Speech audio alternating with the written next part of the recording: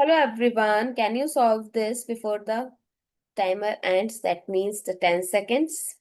So if you haven't, so let's start with. So what people do, 9 divided by 3 times 3 minus 1 as 9 divided by 9 minus 1, 1 minus 1 as 0, which is a wrong answer. Yes, you heard it right.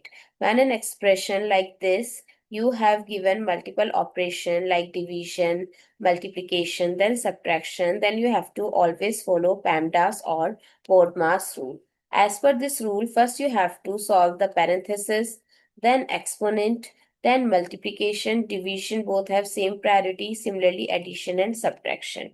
But you have to always solve from left to right. So first solve this division left to right. 9 divided by 3 times 3 minus 1. So it's 3 times 3 minus 1. So now multiplication and subtraction, we have to give priority to multiplication. So it's 9 minus 1, 8. So what is the correct answer?